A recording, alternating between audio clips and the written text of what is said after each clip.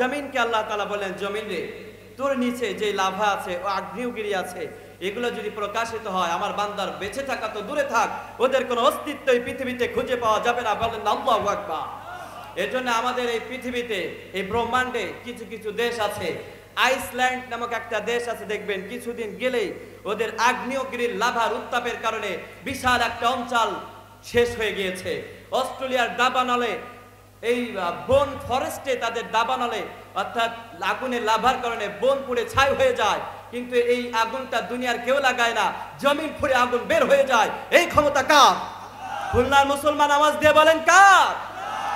আল্লাহ রাব্বুল আলামিন বললেন, আমি আল্লাহ জমিনের মধ্যে যখন আগুন ছিল, পানিও ছিল, জমিনের ভিতরে আমার বান্দারা বসবাস করতে পারতো না, মাটি নামক একটা বৃক্ষ দিয়ে, মাটি নামক একটা আমার সৃষ্টি দিয়ে আমি মাটিকে বললাম, ও মাটি রে, তোকে আমি আল্লাহ সৃষ্টি করেছি। মাটি, আমার বান্দারা বিছানা বিছিয়ে যেমন ভাবে বসে, এই যে আপনারা বসেছেন, পায়ের নিচে খেয়াল করেন কি দেয়া আছে? কার্পেট দেয়া আছে না নাই? কার্পেট যদি না থাকতো আপনারা কি বসতে পারতেন নাকি? কেউ কেউ বসতেন, আবার কেউ কেউ দাঁড়িয়ে থাকতেন। বলতেন, হুজুর জামা কিনেছে, নতুন জামা, ময়লায় বসবো কেন, দাঁড়িয়েই থাকি। কথা বল ঠিক কিনা? বসেছেন তখন যখন এখানে দেওয়া হয়েছে কার্পেট, কার্পেট না দিলে আপনারা বসতেন? আল্লাহ রাব্বুল আলামিন বললেন, আমার বান্দারা যদি বসবাস করতে না পারে, আসমান এবং জমিনকে পৃথক করে তো কোনো লাভ নাই। জমিন রে, তুমি বিছানার মতো হয়ে যাও, আমার বান্দার বসবাসযোগ্য করে তোলো। তাহলে আসমান এবং জমিন আমাদের জন্য যিনি বাসযোগ্য করেছেন, প্রথম পয়েন্টে আমরা এটা ধারণা পেলাম, যিনি করেছেন তিনি কে? আল্লাহ বলেন রব। ওই যে রব শব্দটা শুনেছিলেন, from the non existing to the existing, যিনি অনস্তিত্ব থেকে অস্তিত্ব দান করেন। পৃথিবীর কোনো অস্তিত্ব ছিল না ভাই, এই অনস্তিত্ব থেকে পৃথিবীর অস্তিত্ব দান করেছে কে? এবার আল্লাহ বলছেন, রব শব্দের আরো একটি অর্থ আছে আমার বান্দারা, তোমরা কি জানো? ওই অর্থটা হচ্ছে লালন করা, পালন করা। সুবহানাল্লাহ কোন? আচ্ছা, এবার আমি আপনাদের কাছে প্রশ্ন করলে আপনারা জবাব দিতে পারবেন না? এই পৃথিবীতে আল্লাহ তাআলা মানুষ সৃষ্টি করেছেন তিনটি উপায়ে। চিল্লায় বলেন না কয়টা উপায়ে? একটা উপায় আল্লাহ তাআলা সূরা আনআমের ভিতরে শেয়ার করেছেন আমাদের কাছে। আল্লাহ রাব্বুল আলামিন বলছেন, হুয়াল্লাযী খালাকাকুম মিন তিনিন সুম্মা কাদা আজালা। চিল্লায় বলেন আল্লাহু আকবার। আল্লাহ রাব্বুল আলামিন বললেন, আমার বান্দারে, এই পৃথিবীতে প্রথম আমি রব্বুল আলামিন মানুষ সৃষ্টি করলাম, মাটির একবারে নির্যাস থেকে মানুষ সৃষ্টি করেছি। তার মানে যে মাটির উপরে বসে আছেন এই মাটি না, মাটির একটা নির্যাস আছে, এটা শুধুমাত্র আল্লাহ তাআলাই ভালো জানেন। আল্লাহ বলছেন, খালাকাকুম মিন তিন, ওই মাটির নির্যাস থেকে প্রথমে সাইয়্যিদিনা আদম আলাইহিস সালামকে সৃষ্টি করলাম। এরপরে আল্লাহ বললেন, এই পৃথিবীতে আরো একটা মানুষ সৃষ্টি করেছিলাম, যার মা ছিল পিতা ছিল না, নাম কি?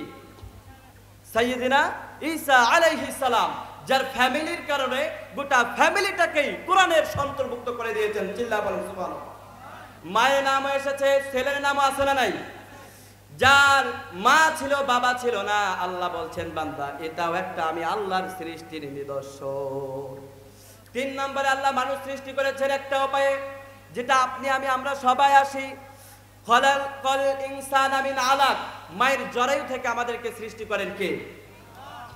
কখনো কল্পনা করেছেন একটা সময় আপনি আমি আমরা সবাই এখানে যারা আছি, মায়ের জরায়ুতে একটা নাপাক পানির ফোঁটা হিসেবে পরিচয় ছিল, কিন্তু ওই পরিচয়টা আপনার মায়ের কাছে ছিল না, আপনার নেতার কাছে ছিল না, আপনার নেত্রীর কাছে ছিল না, ওই পরিচয়টা ছিল যার কাছে। চিল্লা বলেন না তিনি কে? ওই দিন আল্লাহ চাইলে আল্লাহ জানতেন যে তুমি বান্দা, তুমি আব্দুল করিম, নাম নিয়েছো আল্লাহর নামের নাম, নাম দিয়েছো আব্দুল করিম, আল্লাহর গোলাম, কিন্তু দুনিয়াতে যে আমি আল্লাহর বিরোধিতা করবা এটা আমি আল্লাহ জানতাম। আমি আল্লাহ চাইলেই তোরে দুনিয়ার থেকে ওই দিনেই খালাস করে দিতাম, কিন্তু আমি আল্লাহ দেই নাই, তোরে একটা বিবেক দিয়েছি। চিল্লা বলেন ঠিক কিনা? তোমার তো পাগল বানাই নাই। জমির ভিতরে কেউ যদি বাঁশ দেওয়ার চেষ্টা করত, জমির আলটা 1 থেকে 1 ইঞ্চি কেউ যদি সরাতো, তখন তো বাঁশটা নিয়ে আগে ওর মাথায় বাড়ি দিতা। এটা যদি বুঝতে পারো বান্দা, আমি আল্লাহর ইবাদত কেমন করে করতে হয়, আমি আল্লাহর পরিচয় কেমন করে পাওয়া যায়, এটা কেন জানো নাই? ঠিক কিনা বলেন? এই ডাকাতগুলোরে কিয়ামতের ময়দানে ধরবেন যিনি। চিল্লা বলেন না তিনি কে? সেদিন মাপ পাওয়া যাবে না? সেদিন বলবেন আমার ক্ষমতা ছিল বেশি, টাকা ছিল বেশি, এলাকায় আমার 10টা বিল্ডিং ছিল, আমি কোনো রকমে পার পাইতে পারবো? সম্ভব? সম্ভব?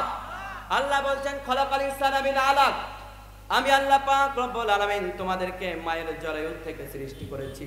কেমন ভাবে আল্লাহ সৃষ্টি করেছেন মনোযোগ আছে না গেছে? শুনতে ভালো লাগে না খারাপ লাগে? প্রথমে আমি মায়ের জরায়ুতে এক ফোঁটা নাপাক পানি ছিলাম। আল্লাহ বলছেন যখন 2 সপ্তাহ হয়ে যায় বান্দারে, তোর মায়ের কাছে তোর পরিচয় ছিল না, ওই পানির টুকরাটাকে আমি আল্লাহ পাক রব্বুল আলামিন দয়া করে মায়া করে রক্তের টুকরা বানালাম। আল্লাহু আকবার বলেন। আরো 2 সপ্তাহ যখন হলো, ওই রক্তের ভিতরে আমি আল্লাহ পাক রব্বুল আলামিন মাংস দিয়ে তোর একটা গঠন দিলাম। আরো 2 সপ্তাহ যখন হলো, 4 সপ্তাহ যখন অতিক্রম হলো বান্দারে, তোর এই মাংসের টুকরাটা আর একটু বড় হলো।